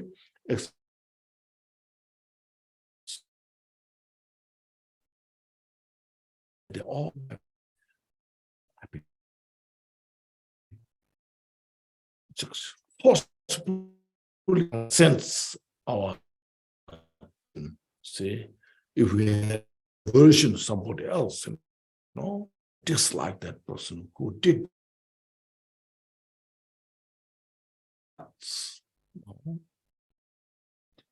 And be separated from suffering, compassion.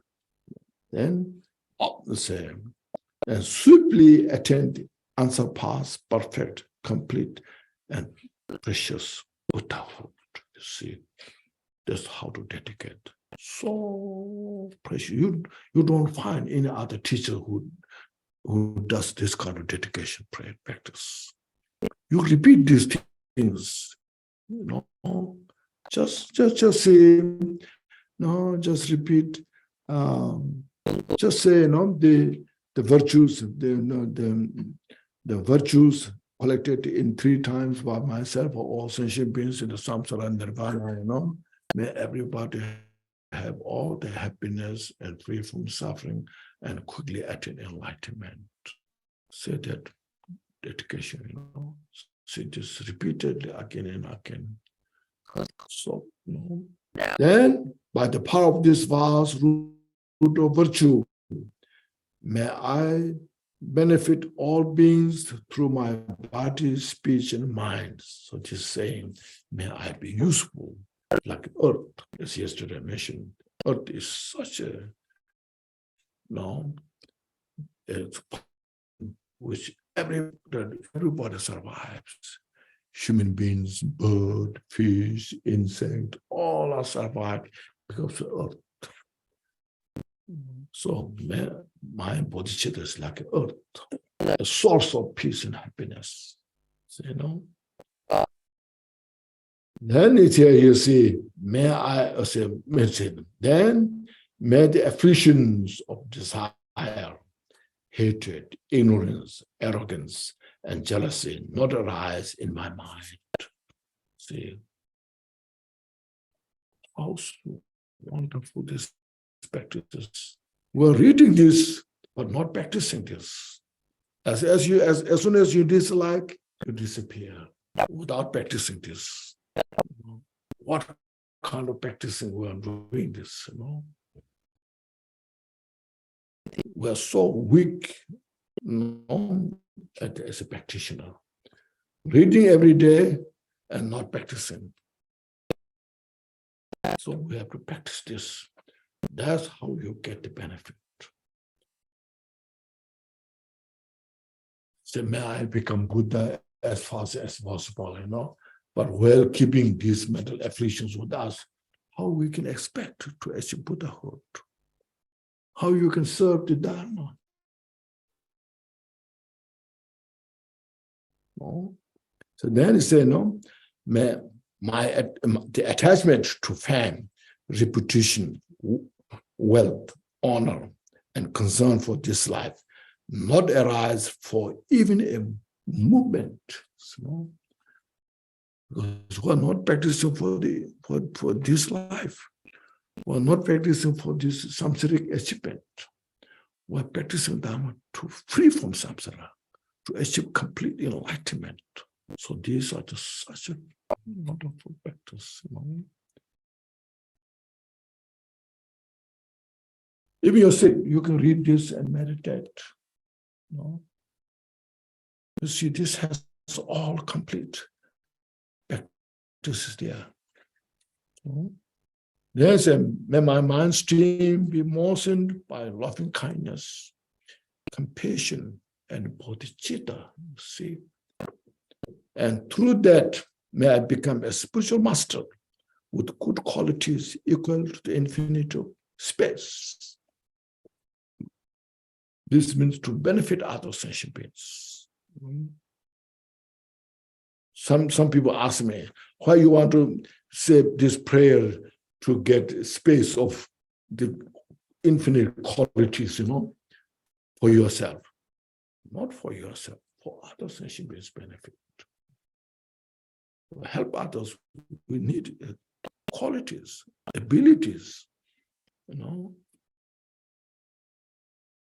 We want to help others, but when you don't have ability, how you can help others?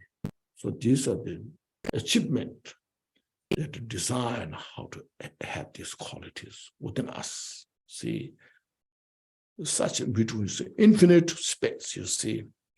May I gain the supreme attainment of Mahamudra in this very life. May the torment of suffering. Now this is, see, there's 3 different sections of practice, meditation. First, here, they said,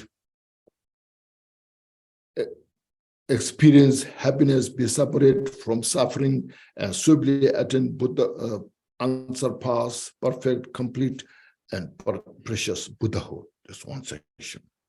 The second section is by the power of this virtue, vast virtue, so forth. The third section is at least as just not successful practitioner. My mind is so uneasy to handle and all this, but at least may the torment of suffering not arise even at the time of death. My death. May I not die with the negative thoughts, you see, it is very important. Die with the compassion, die with the loving kindness, die with the taking refuge, Buddha Dhamma Sangha, with the Sangha is within you, bodhicitta within you. See, that's what's the name. May I not die, die confused by wrong view. Wrong view. May I not experience an untimely death. Means we die. But all precious human life we have used the best way until death. See, then he said, may I die, at least may I die joyfully, happily in the great luminosity of mind as such, and the pervading clarity of Dharmata. May I, in any case, gain the supreme attainment of Mahamudra at the time of death or in the Parto, not during this lifetime, but at least when I die, so die with this carefully. That's why the short Guru Yoga, when you do that at time of death, you just receive the full empowerment and maintain that. And that will help, this how to die peacefully, clarity. So this is the dedication prayer. How do you like this? Right. It's good, isn't it? See, it's real profound practice. Do those practice, whatever refuge, don't want to do,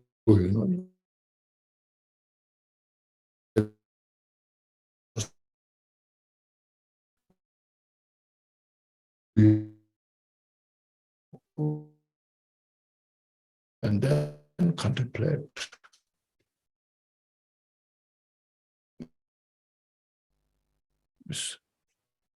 Help you to how to really use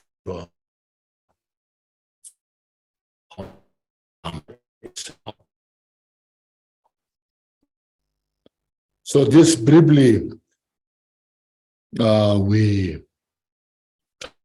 I touched on this 5-fold path of Mahamudra.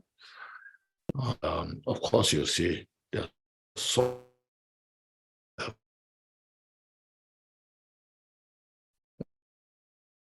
we have teaching the meaning book.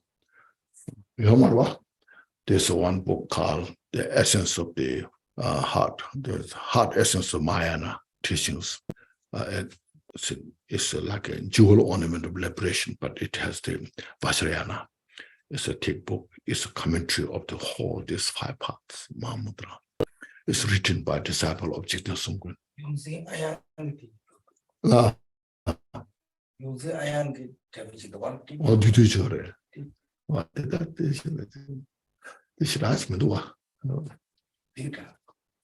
So, yeah, it's a thick book.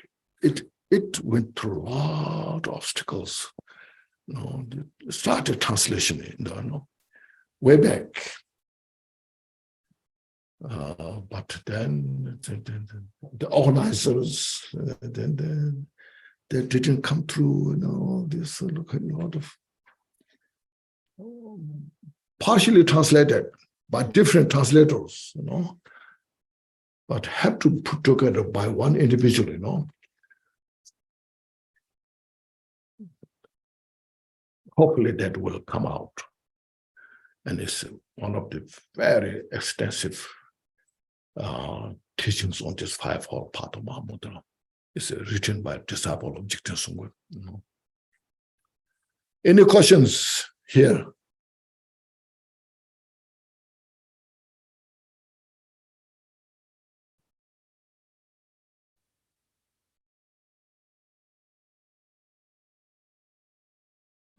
Someone is asking on Zoom. Yeah. Please define Mahamudra in the context of the dedication. Oh, yes. Mahamudra. As mentioned, Mahamudra is your awareness of the mind.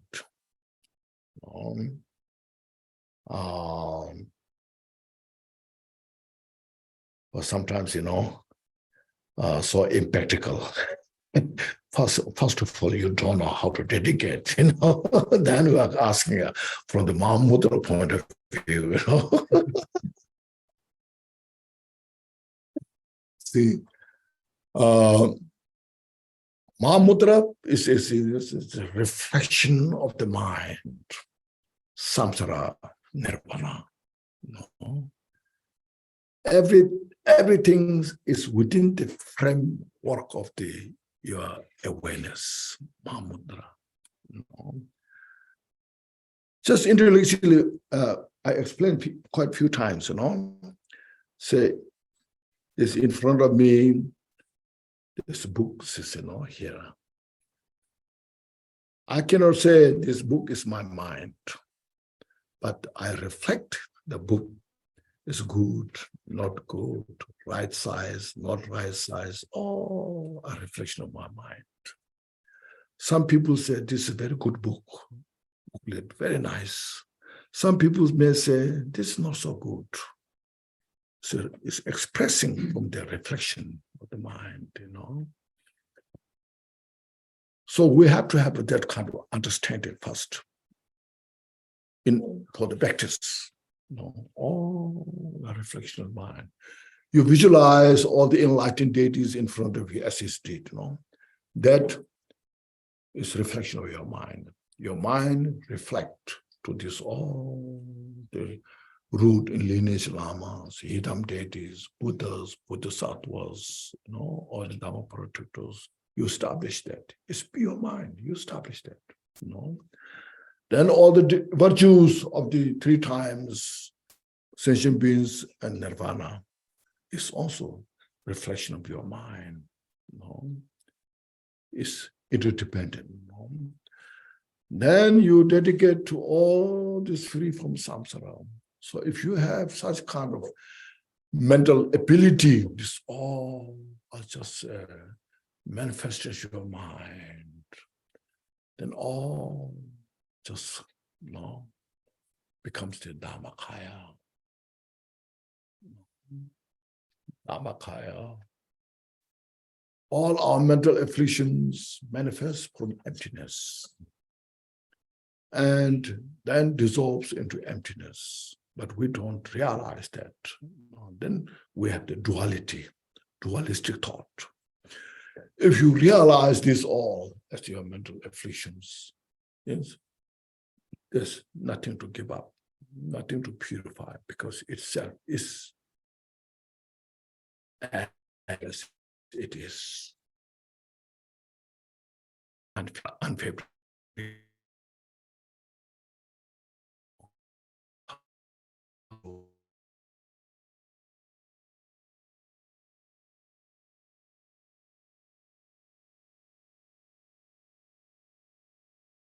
of people think Mahamudra way, as you see, the form is emptiness, and emptiness is the form. And form is then also emptiness. See, so that there's no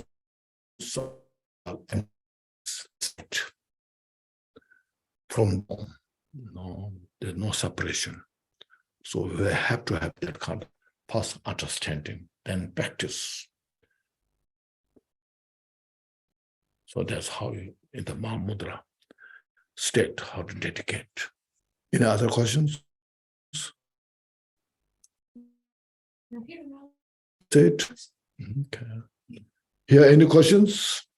Yes. Just one question. For mindfulnesses, so how is that body?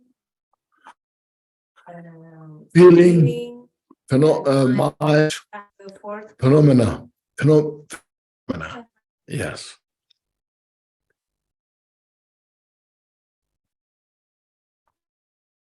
This all there are 37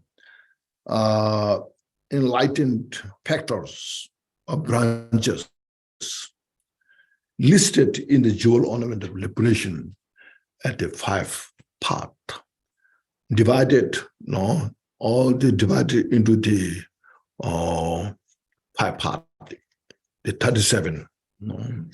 Okay. First, the 4 mindfulness, then second is called 4 avoidance,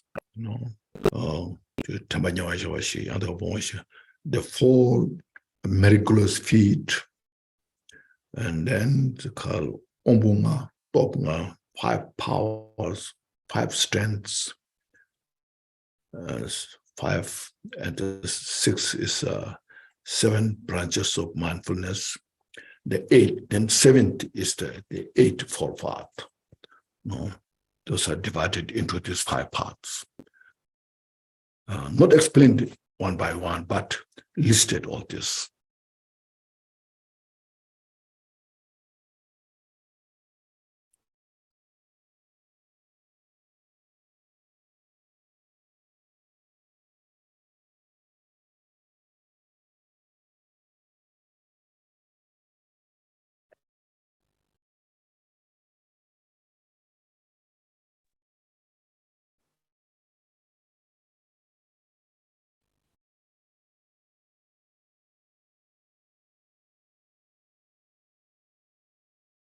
Okay.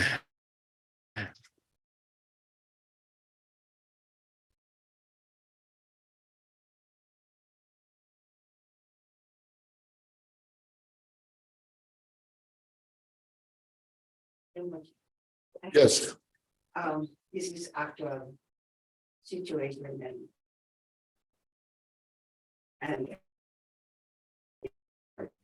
and I'm into caregiving, and then in caregiving, I'm taking care of people who have challenges. Yes.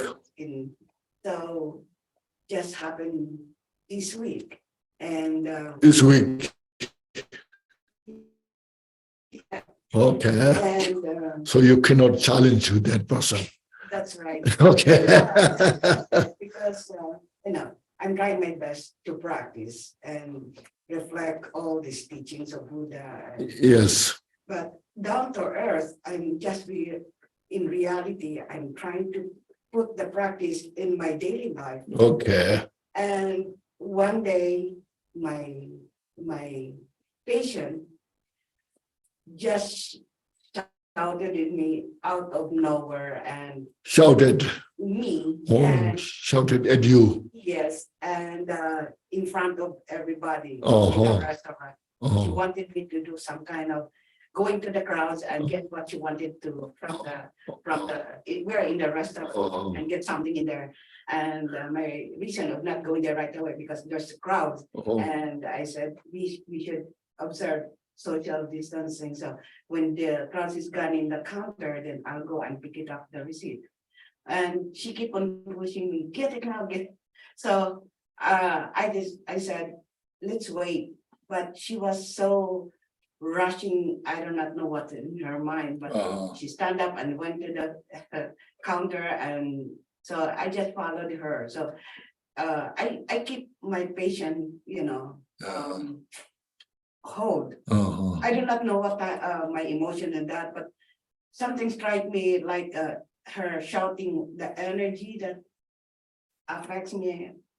But I just keep silent and keep quiet, just follow her. And then when that's done, we went to the elevator. All of a sudden, she shouted all her might in the elevator, and there are some people there.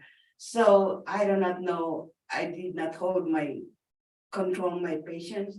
I shouted at her also, but answering her of what happened, why I did not follow her. So I do not know how is that Rinpoche. So you both are same. Huh? You both are same. Yes. Yes. Maybe I have more bad karma than her because I reacted on her emotion, and I Yes. know how. That's right, But it's real life, real thing. Yes. Yes. So could you give me some kind of enlightenment of No, how that's I deal with it? that's what happened, So you just telling us what happened.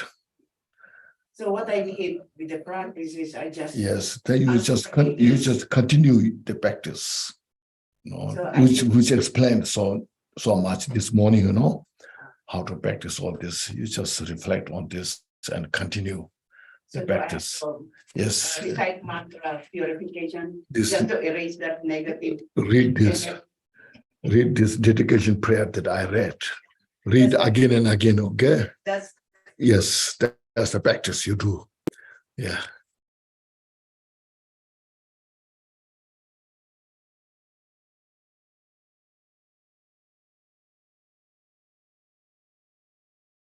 Okay, now we are very good.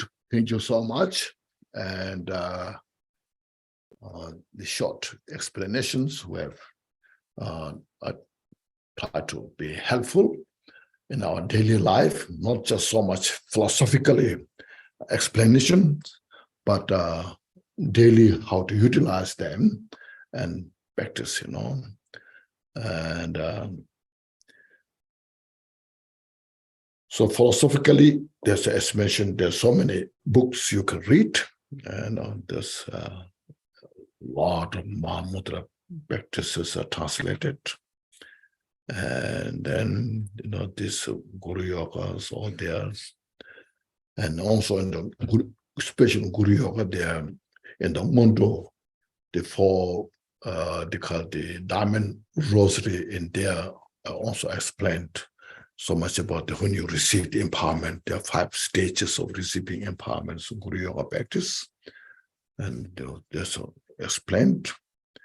And then Bodhicitta also explanation about Bodhicitta, the jewel ornament of liberation is the book is complete about the Bodhicitta, explained from different angles. So you just reflect on those. The jewel ornament of liberation is, some people say it's very dry, because all just listed, this, not so much, but it's so helpful. Look at all the list, from practical point of view, how to practice all this listed. Or some say that list of the teachers, or sometimes the conditions which wakes you up to cultivate bodhicitta, from different teachers. Sometimes from the refuge point of view, the Sharavaka, the Partik Buddha, the Bodhisattva's way of taking refuge, so there's so much, it's like say, practice of loving kindness relating to this life matter. Of course, there's some people don't like their mother, but in average in the world, we have this strong connection with the mother, So that how mother is kind to you, say giving this party. She went through such great hardship. Look at some poor people in the country, she's just begging to feed her child, go through such a great hardship, like farmers, business people, so that, when the child is sick, how much she go through, asking all the spiritual masters, can you say some prayers to my child?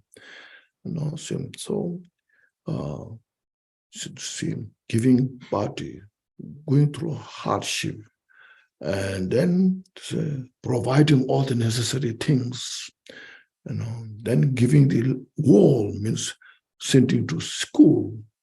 Teacher, now I'm asking the teacher, please give some special instruction to my child so that he or she can be a better person, I want child, my best person in the world. So like that kind of thing. So 4 different conditions, I practice all of kindness, compassion. So look at this, all very important points are just listed there. So like that, these are some, I'm not advertising. Okay. I'm just suggesting, how you can reflect on this, and then you meditate on this. Instead of looking at teacher to get, read those books, and these are written by enlightened master, not like me, confused person, but enlightened master. They put together from the enlightened point of view to how to enlighten the individual to free from samsara and achieve Buddhahood. So read those books. It's very, very kind of, it's an important point. So anyhow, thank you so much. During this my visit here, and I wish everybody have very successful teachings, practice, meditation, and cultivate bodhicitta. We need in the modern time bodhicitta is, I think, most important. It's always most important. Still, we need more so that we can help to many people, not just from this like Dharma Center, but generally in the public. We need some good teacher, good leader, so they can help so many people in the world. Buddha's activities can go like a wind everywhere. Okay, thank you so much, and please say some dedication prayer that glorious